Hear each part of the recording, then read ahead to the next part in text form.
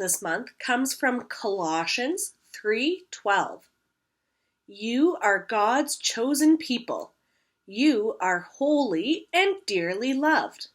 So put on tender mercy and kindness as if they were your clothes.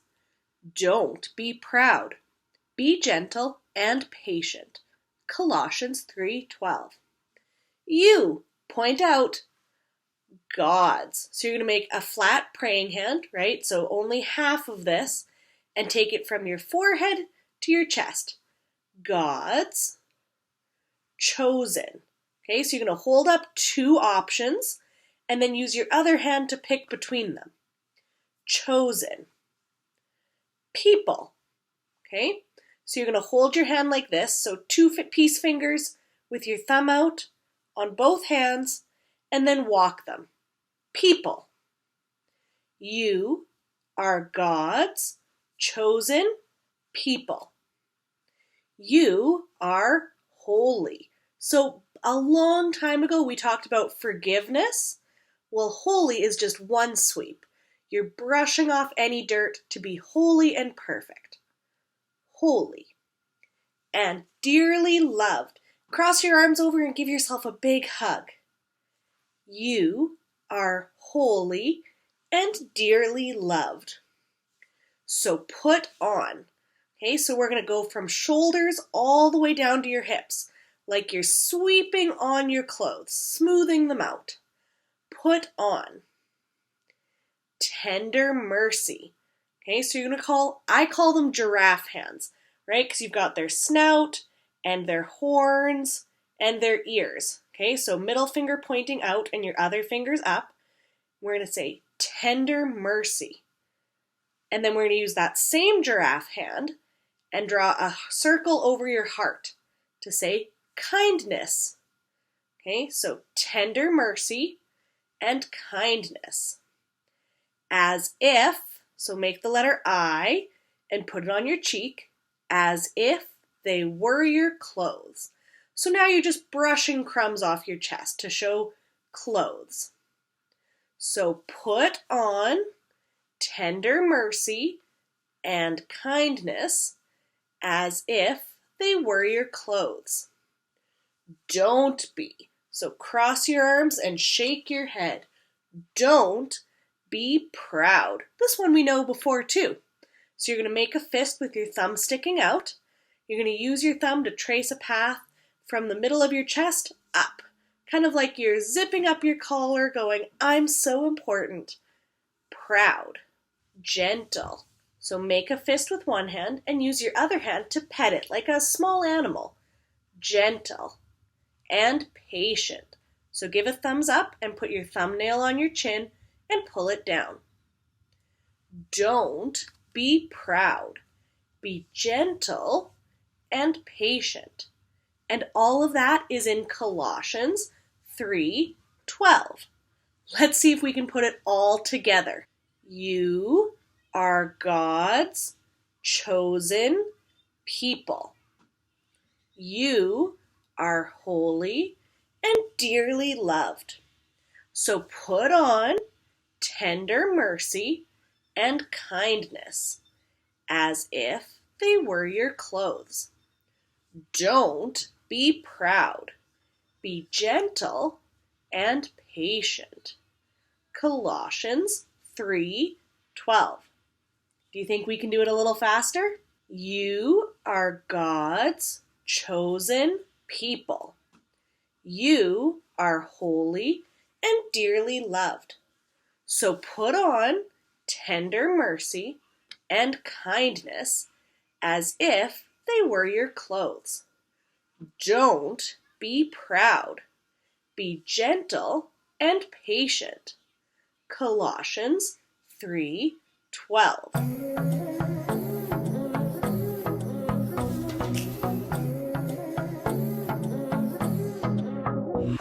Got a rhythm in my heart and in my soul. Got a reason for this joy I can't control. I wanna sing, I wanna dance, and give everyone a chance to hear about this endless love I know. Oh, what you give to me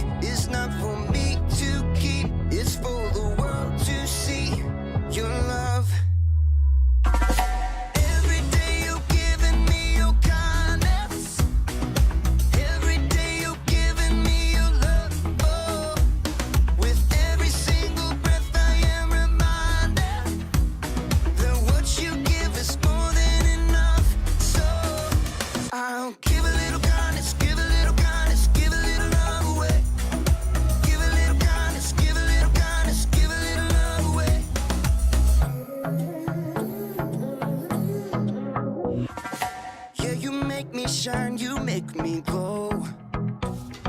You pick me up when I am feeling low.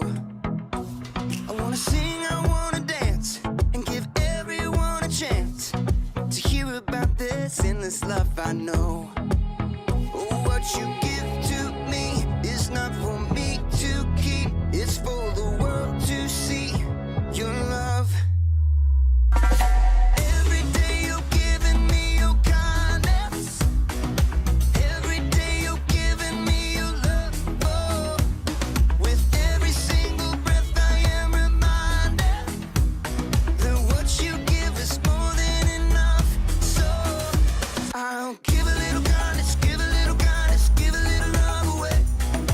Give a little kindness, give a little kindness, give a little love away. Can't keep it to myself, gotta share it with someone else. Your kindness overwhelms my heart, my heart. Can't keep it to myself, gotta share it with someone else. Your kindness overwhelms my heart, my heart. Oh, what you give to me is not for me to keep, it's for the world to see your love.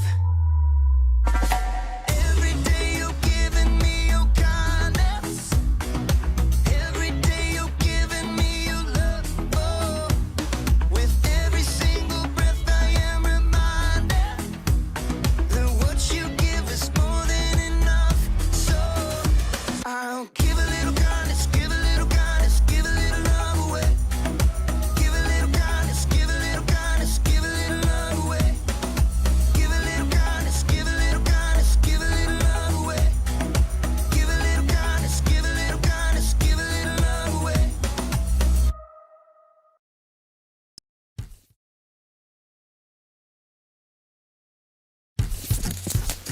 What on earth was she doing? So messy. Ugh. Hey, welcome to Storyland.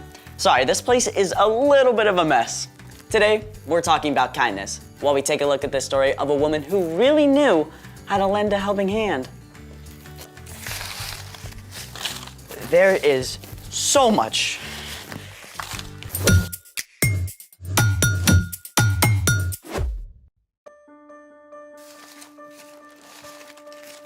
Oh, wow. Thank you for your help. You're welcome. What happened? I had to run to the garden store before they closed. Oh, looks like you've already started. Hi, I'm Skylar. And I'm Sebastian. Today, we're talking about kindness, which is showing others they are valuable by how you treat them. As you've done by cleaning up my mess. Anytime. So, what are you making, and what did you have to buy?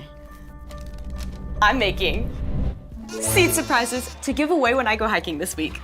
I'll leave them at the trailhead so anyone can take one home. Seed surprise. Yep. It's something that started in Japan. Seed surprises are actually called suchi dango, which means earth dumplings. So, seedy, earthy dumpling surprises. What's the surprise? An explosion of wildflower beauty.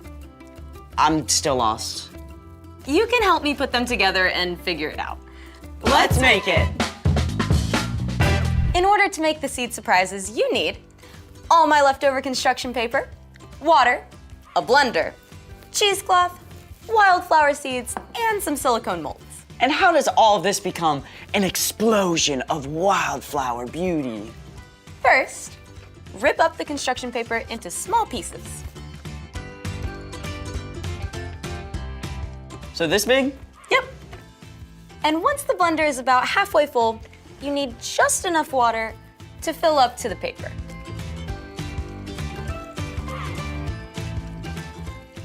Like this? Exactly. Now, turn it on. And blend until it's a smooth mush. Definitely mushy. Now it's time to strain the water out. With the cheesecloth? Exactly. Ready? Yes.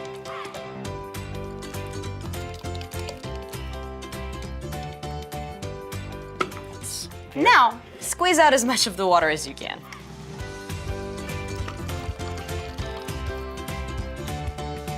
Oh, That looks like modeling clay. Kind of feels like it too. Do you mind pouring the water out of the bowl? Yeah. Thank you. I got the bowl. Time to add the seeds and mix it. Did you wash your hands? Always. Then we put the seedy mush into the molds. Exactly. I'm gonna get flowers from my flower. And I'll make a butterfly for our butterflies. Now, let them dry for 24 hours. When they're done, they'll look like this. Then what? Put them anywhere you want flowers, but do ask permission first. Just toss the seed surprise into a patch of dirt or grass, and as the paper decomposes, the seeds will open and flowers will grow. And it's really cool that it uses up leftover scrap paper. Speaking of gathering leftovers, it's time for The story before the story. Today, we're in the book of Ruth in the Old Testament. After God led the Israelites out of Egypt into the wilderness and finally to the land God had promised to them, the people were ruled by judges. But even in the promised land, the people experienced times when there's very little rain and not enough food. During one of these times, a man named Elimelech and his wife Naomi moved to the land of Moab, where there was more food. They had 2 sons who both married Moabite women. After a few years, the 3 men died and the 3 women were left there on their own, which is where our story starts. Take it away. Hey everyone, I'm Padma. After Elimelech and his 2 sons died, Naomi, Orpah, and Ruth were left alone. But Naomi heard that God had provided food in her homeland, so she decided to travel back to Bethlehem, her hometown. Both of you go back. Each of you go to your own mother's home. You were kind to your husbands who have died. You have also been kind to me. So may the Lord be just as kind to you. No. We're going with you. Why would you come with me? I have nothing to give you. At last, Orpah said farewell and left to return home. But Ruth was not ready to go. Don't try to make me leave you and go back. Where you go, I'll go. Where you stay, I'll stay. Your people will be my people. Your God will be my God. Naomi could see that Ruth was not going to change her mind. So together they began the long, dusty journey to Naomi's home. Naomi, is it you? Are you really back? Where's Elimelech? What about your sons? What happened, Naomi? Don't call me Naomi. My life is very bitter. The women were astonished at how Naomi had changed. But Ruth continued to show love and kindness to Naomi. We need food. Let me go out to the fields. I'll pick up the grain that has been left. One of God's laws said that harvesters should always leave behind some grain that their neighbors could gather if they were in need. That's what Ruth was heading out to do. Gathering grain is difficult work.